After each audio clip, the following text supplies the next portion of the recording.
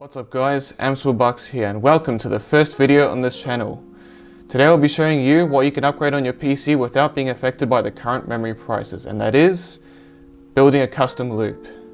So right now my CPU is idling at 38.5 degrees Celsius with the current air cooler, and the idle power consumption is somewhere between 24 to 25 watts, and the idle noise level is around 40 decibels on average. I'm going to run a Cinebench R23 multi-core test, and I'm going to check the temperatures and noise levels, peak values after the test is finished. So we are nearing the end of the 10-minute test, and the peak CPU temperature is 79.6 degrees Celsius. The sustained power has been 145.5 watts, and the sustained clocks were around 3.95 to 4 gigahertz all-core, which is pretty typical for a stock 3900X, which is the CPU in this PC. The average noise level was 58 decibels, which is almost 4 times higher than idle in terms of perceived sound. So now my PC is on its side and I've removed all the panels, glass panels, metal panels, and I'm going to remove the CPU cooler. Hopefully the heat soaking from the stress test means that I won't have an AM4 moment. So the cooler is now removed, and thankfully I didn't have an AM4 moment. But yeah, this is what 6-year-old thermal paste looks like. It's pretty dry by now. And also on the cooler itself. Okay, so I've now cleaned the thermal paste off the IHS of the CPU and also the bottom of the air cooler. Not that I'll be using it again, but nice to give it a clean. So now I have to remove the GPU and all the cables connected to the motherboard so I can pull it out to access the rear retention bracket for the old cooler. Okay, so I've now removed the GPU, which is an XFX magnetic air limited edition RX 7800 XT. I've had this GPU for about a year and a half and it's been a pretty solid card so far. Low temps, low noise, great performance, plenty of VRAM. So yes, I will be reusing this after the loop is finished. Okay, so I now have the motherboard out of the case and I'm going to unscrew the retention bracket.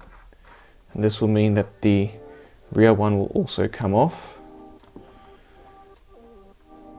So the bracket is now removed and I'm ready to start building the loop. Now I'm going to install the stock AMD retention bracket for the AM4 socket.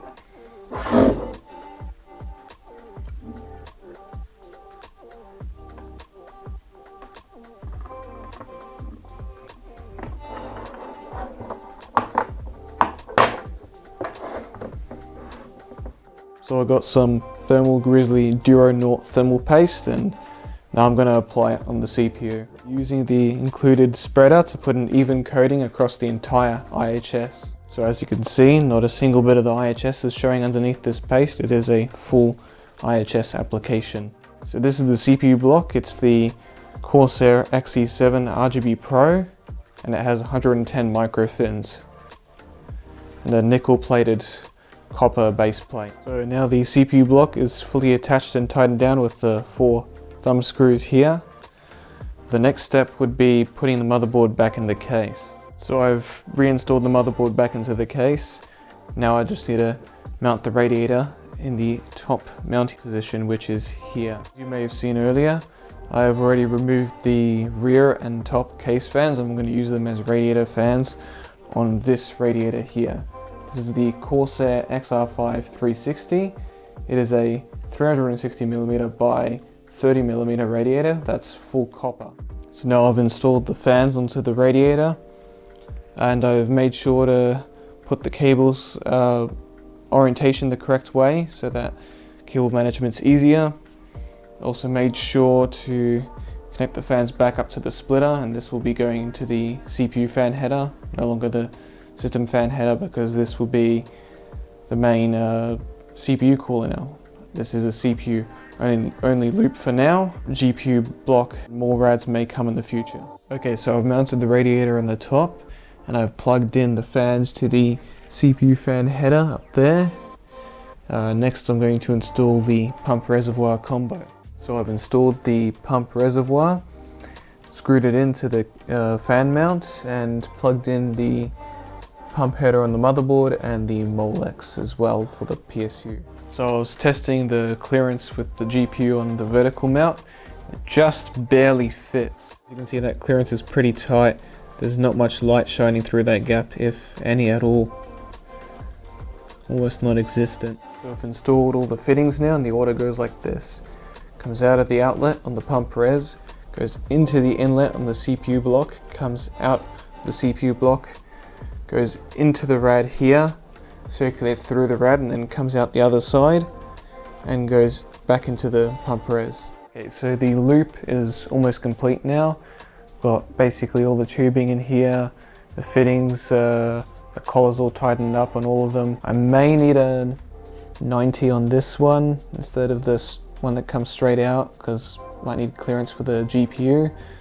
But other than that, just need to probably hook up the CPU block and pump res RGB, and that's about it. So I've installed the RGB controller and hooked up all the connections from the CPU block, and I've daisy chained the pump res to the CPU block, and they both plug into the Lighting Node Pro.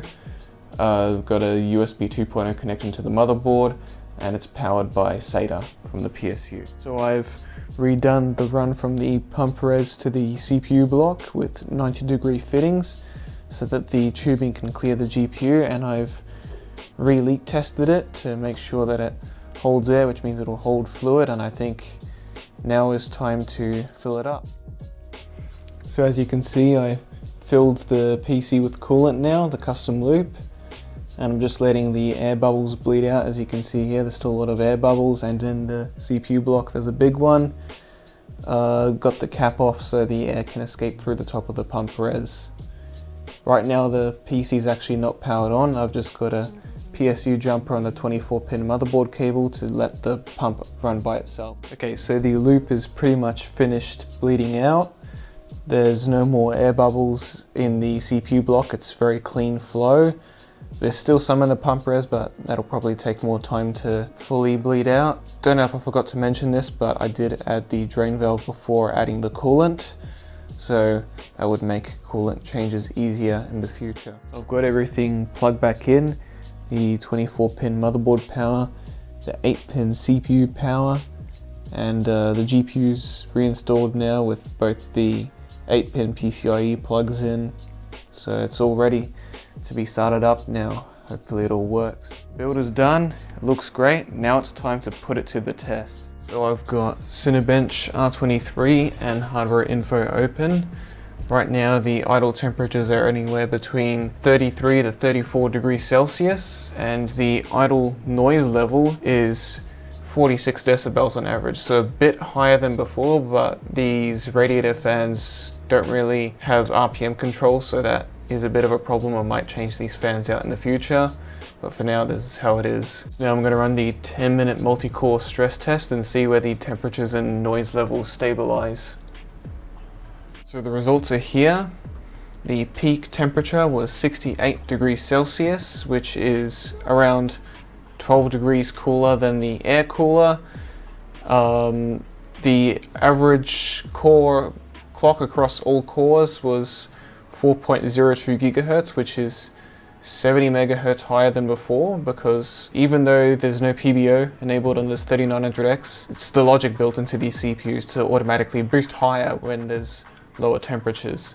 And this resulted in a Cinebench score of about 300 points higher than before, so now it's 18,324 instead of like 18,020, which was the previous score. So that's pretty decent gains considering there's no overclocking happening here, it's just automatic boosting. And the sustained average noise level was 55 decibels, which is 3 decibels lower than before, which may not sound like much, but 3 decibels is almost half the perceived noise level, because every 5 is double or half depending on which way you're going. So this is a pretty good result overall.